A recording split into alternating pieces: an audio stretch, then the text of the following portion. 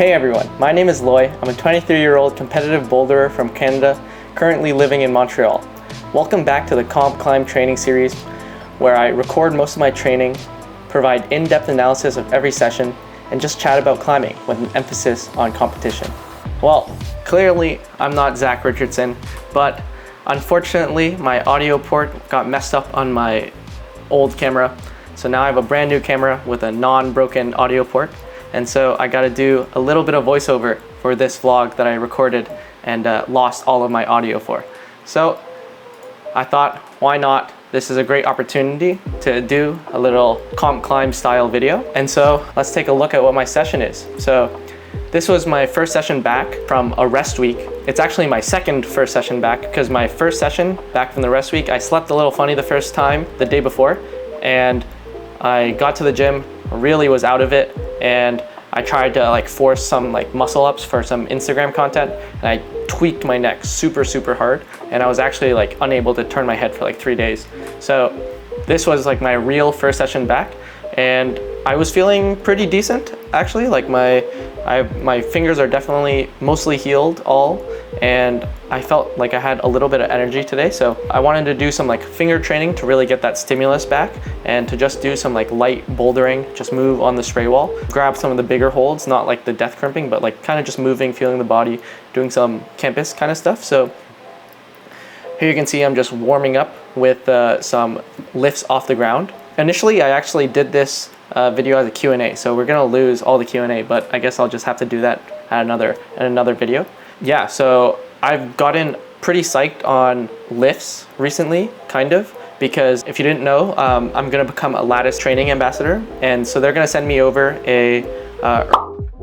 I got the chance to test it out for the first time at a gym, and it felt really comfortable and amazing. So I really am psyched to start implementing that into my training, just because of how it felt. It felt so comfortable and so different than any of the other edges that were on the market. I really didn't like the uneven edges, because it just felt like it put all of my fingers into a high angle position, and it was really taxing the pulleys when I was doing it. And the flat edge definitely is uncomfortable. I have to squeeze my hand in there, and really all my fingers are a different length. But with the MXL edge, the way they made it just feels so comfortable in my hand. And obviously it's gonna come to a genetic thing, your finger lengths and how it fits into the block.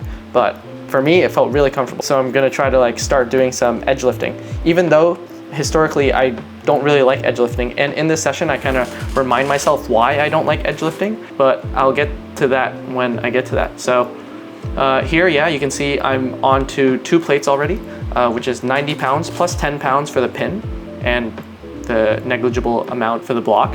And right now I'm really focusing on warming up, on activating my fingers, really active curling that edge. I'm really thinking about feeling this kind of feeling. And if you saw on the 45s, I was literally curling the 45s with my fingers, bringing it to my palm. There is a warm-up part where it's just you're warming up your tissue to be able to handle the load, so your tendons.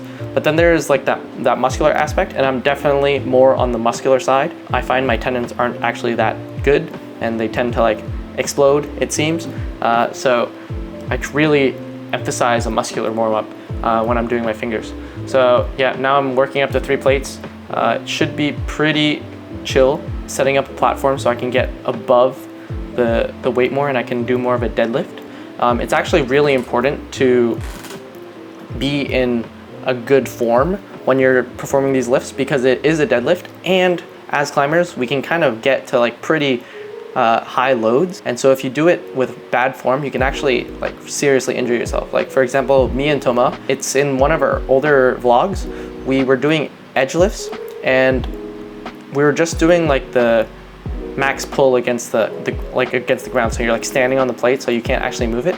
And we're wow, this is so cool. Let's just see if we can do it on a jug and see how much we can pull. We were using a tin deck, and that was a very dumb idea, because we were using terrible form, and we just cranked on a jug, which is very high peak force. And Toma actually hurt his back for quite a while. I think he's still kind of injured. He's still climbing very hard, but he's kind of has a tweak back. Like even deadlifting before this would be a good warm-up that you should definitely do, and making sure you're in a really strong, stable position and not rounding your back, etc., is important if the idea is to maximize your finger strength. Obviously, like in and of itself, like rounded backs and stuff aren't bad for you, but it needs to be at the appropriate dose. So here I'm moving up 25 plus 25. You can see that I can lift it, but this is like the moment where I'm like, oh yeah, this is why I don't like edge lifting that much, and I don't even lift it at all with my left hand. So this is 3 plates plus 25, which would make it 135 plus 25, 160 plus 10, 170. And I find that edge lifting is very not muscular. Like I feel like I recruit much more forearm muscle fibers when I'm hanging on an edge one arm than I am when I'm edge lifting. When I'm edge lifting, I'm doing a very different thing. When I'm hanging one arm, I'm really activating my forearms and trying to curl the edge down like crazy hard. And if I don't lift off, I'm still curling crazy hard. But when it comes to edge lifting, I don't really do that. And I'm not sure if it's because your legs and your posterior chain are so much stronger than your arm pulling down, because it is true that like when you're one arm hanging, you're actually quite limited by your shoulder and your lats and your bicep strength. So, and you don't have that limitation when you're literally basically deadlifting. And so I find when you're doing edge lifts, it's really easy to not be using your forearms. You just like lock your grip and you rip from the ground with like your legs as hard as possible. And I find, so it's like almost like an ego lifting for climbing. Like I'm not recruiting more muscles. I'm just doing it to locking my fingers in a position and putting load through it, which is not good training. I don't think there is any, like, if we're going from first principles, it's not good training, because you're not recruiting more muscle fibers. You're just loading your tissue like way more than it needs to be loaded. So that's why I don't really like lifts from the ground, but maybe it's a technique thing that I need to adjust to. But then again, like on Instagram, you see all the time lots of videos where you can tell it's like basically just ego lifting. How many plates can we put on? Which has its place, you know, it's fun to like lift heavy weight, but I think it probably is not worth the injury risk for me until I learn better form. So I'm gonna definitely keep trying it out, especially once I get the MXL block from Lattice. But yeah, I think you definitely have to be aware of the risks compared to other finger loading exercises. So yeah, I decided to just bring it back down to 3 plates and to just do a couple like reps on it. Even here, like I felt like it wasn't that easy or clean. This is about 145, which is pretty close to my body weight. I'm in the 145 to 155 range-ish. That sounds big, like 151-ish range. I mean, it's still pretty good for my body weight, like ripping this off the ground, but I'm definitely capable of a lot more. But it's the first day back. I don't want to tweak myself. I'm coming off finger injuries, so I want to play it safe. But even then, I feel like this is too much load. Like I just want to like lift more, and it's just like, why am I doing this to myself? Like I shouldn't want to do this. I kind of decided to call it quit after one set because I'm like, I'm gonna hurt myself. This is kind of dumb. And then I decided to do some 3-finger drag because my drag has actually gotten not crazy, but pretty decent since my pulley injuries, obviously, because I can't crimp, so I can just drag mostly. I mean, I don't decide to lift anything crazy here, just 2 plates, but which is 90 plus 10, 100 pounds. But I'm doing it pretty comfortably, and I enjoyed it just to get the blood flowing. I do find like your drag does not get warmed up when you're warming up your half crimp. So it does need its own kind of warm up. I could really feel it, and especially in the second set that I'm doing, where I'm doing it for time. Like, oh, it felt so much better already in my hands. Here I'm already trying a little hard, so I definitely wanted to like dial back the try hard when it's my first session back. And so yeah, and also always remember, you got to put your stuff away. So don't leave your gym equipment everywhere. It's terrible, and the staff have to clean it up, and that's not fun. So be a good human being and put away your mess. And so right after this, I'm gonna be going to the spray wall here at OffSite. I work at OffSite, but this is like a crazy good gym. The spray wall that you're seeing behind me is probably one of the largest adjustable spray walls in the entire world, for sure. I've never seen a bigger one. The only other similar sizes are like the big kilter, but that's not even as big. That's only 12 by 16, and this one is 24 by 14 feet, which is, I mean, still insane for a wall. So I'm just gonna try to do some boulders, create some of my own boulders, because I haven't had the best experience with the spray wall. Usually I climb with the kids and they sandbag the board super hard and it's super crimpy, and as you know, I was injured, so like I couldn't really do anything, and it was like not very fun. So I'm like, my goal today was like to set some like moderates for myself, where more in my style, more fun, more physical and bicep-y, so that there's more variation and that I can actually like find my own use for this board. If you're enjoying the video so far, consider supporting me either directly on Patreon or by buying a Rage Climbing t-shirt. It really helps so tremendously. And if you can't, don't worry about it. Like, subscribe, leave a comment down below. I read all of them and it really makes my day. So let me know what you think. Back to the video. Yeah, anyways, here we are at the spray wall. You just saw it like coming down. It's super cool. And I set this boulder. This one was like, I was aiming for a warm-up, and it's pretty much all jugs. I think I called it jug to jug. Yeah, we're just going between a couple jugs. There's a cool heel hook. Let's see how it goes. So yeah, starting on this like green jug undercling, we go up to this kind of slopey pinch thing, big heel feature, over to another jug. And then I'm just chilling, figuring out what I want to do. I realize I need to just like reach up, grab another yellow jug. And then this move is pretty gnarly. It's a lot bigger than I anticipated, but I just wanted to like no match. But if you matched, I think it would definitely be pretty chill. And then nice heel again, and then easy little back flag match. But I think the heels makes it interesting, and it's like dynamic too, and it's on big hold, so it's comfortable. So yeah, V3 for sure. That's like negative V10 for the kids, but we'll take what we can take. This next boulder is a really classic warm-up I usually do. Actually, it's a campus boulder, and of course call it campus warm-up, and it's just like kind of like flowing between these big holds. So let's see. I start on this like blue kind of 45-degree pinch this way, jump up to a red, flow from the red to the yellow to the green, and then the key is to like kind of use your momentum perfectly to paddle off of this green little slopey thing. But that time I did it poorly. So usually you can like use your momentum perfectly, where you get right under the green, come up kind of super slow, and then pull.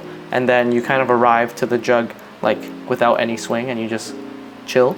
But obviously you saw that I like reached there and my hips like flew out, so that's bad. But I was just warming up and I wanted to do something else, so I didn't repeat it perfectly, but I got plenty of other times to practice that campus warm-up. So I also gave that V3. I mean, it is tricky. It's not nothing, but I've seen strong people not be able to do it. But yeah, that's that. And then here's the boulder of the day. So I really wanted to make this boulder around this yellow undercling jug. It's like very juggy, and I wanted to do some like mega bicep move. I have strong biceps, and I really like the idea of like reaching up super high and like bringing a undercling down to your hip and then reaching up. So I wanted to use that, and then I also wanted to use this white sloper ball. It's not so bad. It's pretty good, but it's like weird to grab, and you gotta really squeeze, and it is definitely a sloper. So brushing really helped. I didn't brush it at first, but after I brushed it, basically I sent. So those are like the two holds that I really wanted to try. So you can see me here trying to like figure out some sequence, and I realized I can actually, and you can see I can actually like match this yellow ball, the yellow undercling, like this. But I realized that you can like put your left foot over to the left on a volume and do a drop knee. So I was like, oh yeah, the move works, but it kind of feels awkward because I basically just chose 2 holds on the board and we're like, how do I connect these 2 things? But then I realized like you could definitely put your left foot on the starting jug to do the drop knee, which would make the drop knee closer and be cleaner. And so this is what I'm trying now. I added some like intro moves to this. This move is pretty decent. Like you're really stretched out. Yeah, here's where you see I like tried to hit the volume and I'm on the ball, so obviously that means that it's doable. So I'm trying to kind of just giving it ground goes just for fun and to see, because like I don't even know how the end goes yet at this point, but I'm just having fun and just moving on this boulder. So I grab this deep undercling, go up into the drop knee, but this time I grabbed it like wrong, so I had to adjust too many times and that just like zapped me a little. This time, same thing. I decided to cut there and put my foot up to readjust my left foot for no reason. So the one thing you can kind of see here is I have a lot of inefficiencies in my climbing. Like I don't know what to do yet. And this is the first time I'm sticking the white hold, and I wanted to like add a right foot. I ended up not having any foot and just campusing, but yeah, that time like I didn't make the end of the boulder, so I was kind of screwed. So here I'm coming up to it. I'm basically hitting this move every time now. I decided on this lower foot initially, but you can see here I'm trying to like heel hook the undercling and create like this bicycle kind of thing, but it just wasn't working. So I quickly realized I just needed to take it out. So here, going again from the beginning, grabbing the undercling, getting into the drop knee. I'm much more comfortable now. You can see I just pop up. Oh, I guess I still decided to keep the foot. And I'm going to this big left jug. And I realized like the switching feet and flagging didn't really feel good. Pogoing kind of felt okay, but I realized like, hey, it's definitely doable without any feet, so I should just try to campus. So I'm getting to the ball again. This time I hit the ball wrong and I didn't brush yet, so I slipped and I tried to readjust and I just ended up punching the wall really hard, and that was pretty horrible. So giving some more ground goes as always. Count how many times I like tried this boulder. Trying the campus method, that time was okay. I didn't get the momentum in the right spot and it spit me off. So this one's definitely a cool moderate. Like you have to be efficient, slide in the biceps. You're campusing off a pretty bad hold, and so you need to have the right positioning. Here I realized like, hey, this is pretty cool. I just want to make sure that it's the end is doable. So I kind of get some feet and go to the jug. I realized you can smear on the yellow undercling, pop up to the green hold, which is the finish, the pinch. I really like finishing on this pinch. It feels really nice. I realized I grabbed the wrong white hold, but quickly fix that. And yeah, the end is dope. So now I'm like, okay, everything is done except for this move. Let's try to figure it out. So I start halfway up and do the move. And then I finish off the boulder. So I have a new low point, which is dope. So I'm like, okay, now I just need to execute. And obviously, and then in this next go, I just decide to send it. And you can see the difference in efficiency here. Like I am way more dialed in what I'm doing, way more flowy, grab the ball perfectly, keep the momentum going perfectly. Here I kind of lose the foot, so I guess that was one miss shot, but the rest was chill and perfectly good. So yeah, I hope that helped you kind of peek into my thought process on coming back from a rest week, coming back from an injury, multiple injuries technically, and seeing how I think about like creating spray wall boulders. If I need to recap, basically I really enjoy selecting different types of holds and holds that I want to use, and then the boulder just kind of like forms around these like holds.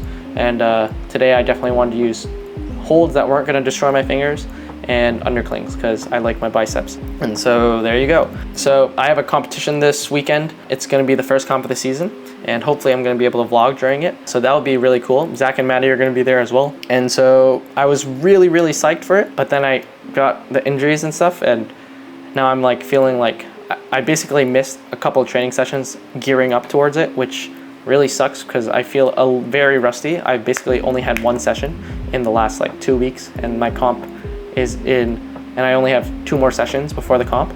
So it's going to be tough to gear up towards it, but I think it'll be a lot of fun, especially because I have a much better mindset about competing now. Before, like, I felt like I was disappointing people because I was like very strong, but I realized there's no such thing as disappointment or like you're not climbing hard enough kind of thing. You're just climbing at the level that you are, and other people can like perceive you as being more than that, but that's their problem, not your problem. Your only job is to keep getting better for you as a climber. So if you're ever feeling down, just look inwards. It's for you. And climbing is a beautiful sport, so we want to have a healthy relationship with it. So keep going, dude. Thank you guys so much for watching the video. Consider subscribing, liking, dropping a comment down below of what you thought you enjoyed and what you'd like to see next. And I'll see you guys next week. Peace.